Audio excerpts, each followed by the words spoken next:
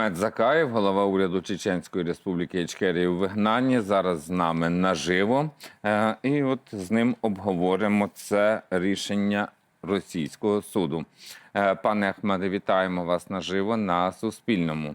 От скажіть, будь ласка, цей вирок, він за що? Ви очолюєте уряд у вигнанні, а вас звинувачують у тероризмі.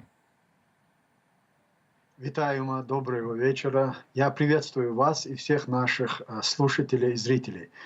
Относительно вот этого приговора или уголовного дела, которое Россия уже ведет против меня последние практически 23 года.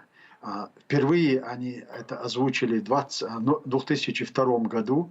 Это произошло после моей встречи с Казанцевым в 2001 году. Я с ним встречался в Москве, когда было заявление о прекращении огня и о начале перемирия. Вот тогда я ездил в Москву от нашего руководства в качестве, в должности вице-премьера и в качестве специального представителя президента Аслана Масхадова. Тогда на переговорах во время моей встречи тогдашний руководитель Южно-федерального округа предложил мне передать Масхадову, что он и Россия могут надеются на то, что он может на себя взять функции национал-предателя и возглавить республику. И будет руководить республикой столько, сколько он этого пожелает, если он примет условия Путина и Российской Федерации. И тогда же они мне предложили, если откажется Масхадов от этого, то это предложение остается за вами. Это был тот период, когда они практически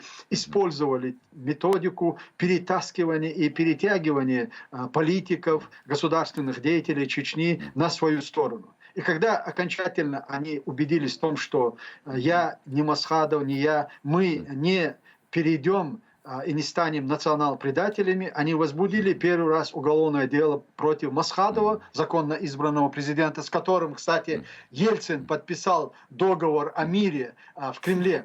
Против него и против меня возбудили уголовные дела по статье какой-то. Ну, главный пункт был в том, что мы создали вооруженные структуры с целью военного мятежа против России. И вот с этого времени идет преследование. И вот то, что они сегодня, буквально несколько дней назад, уже снова вынесли какое-то решение и приговор, это связано с тем, что мы сегодня вместе с украинцами и Чеченская Республика Ичкерия, и наше Министерство обороны уже с первых дней, даже с 2014 года есть наши добровольцы, а с 26 февраля я сделал официальное заявление, и с апреля месяца мы уже сформировали первые подразделения в легионе, иностранном легионе. И мы восстановили Министерство обороны, Министерство вооруженных сил Чеченской Республики Ичкерия. И, конечно, это очень серьезно тревожит Россию и русских. И поэтому они решили провести вот этот такой очередной фарс под названием «Судебный процесс». Так, зрозуміло. Дякуємо дуже за те, що долучилися до нашого етеру, прокоментували рішення